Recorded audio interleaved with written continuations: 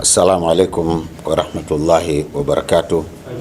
Waandishi habari, karibuni sana tena katika ofisi zetu za BAKWATA makao makuu hapa. Tuna taarifa ambayo tunataka tuwafikishie, muifikishe kwa umma na wafuatiliaji wa mambo katika vyombo vya habari. Taarifa kwa umma.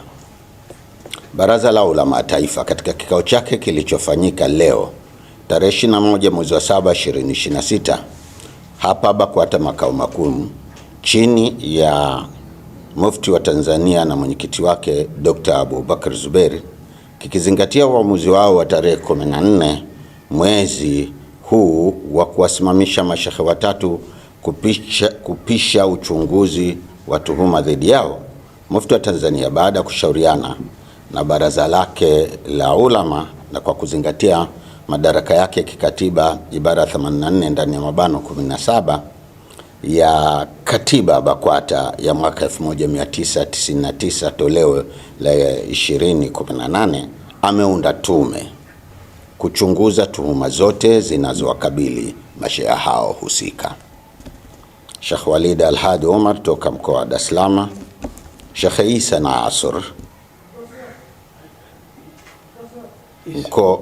Sheikh Isa Nasr Isa kutoka mkoa wa Singida na Sheikh Hassan Idi Kibura toka mkoa wa Kigoma. Tume hiyo imepewa mwezi mmoja kuchunguza kadhia hizo na kuwasilisha taarifa zake kwa Mufti wa Tanzania ambaye pia ni mwenyekiti wa baraza la ulama BAKWATA. Wajumbe wa tume hiyo ni hawa wafuatao: 1. Sheikh Shaban Juma Abdallah, Sheikh wa mkoa wa Arusha, mwenyekiti. Dr. Musa Hans, mhadhiri chuo kikuu cha Dar es Salaam. Dr. Abdallah Tego, mhadhiri chuo kikuu cha Morogoro. Wakili Ummi Aziz Kheri, mwanasheria. Mwalimu Ali Abdallah Ali, mkurugenzi wa elimu BAKWATA.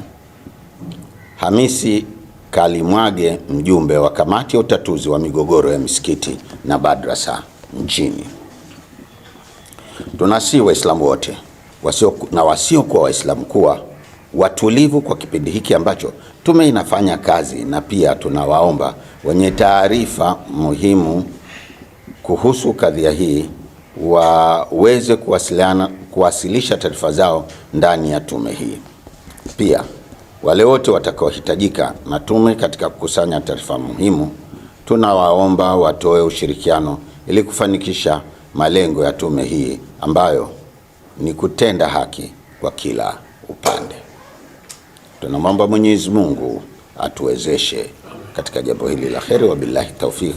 Hassan Said Chizenga, katibu wa baraza la ulama na msemaji wa Mufti.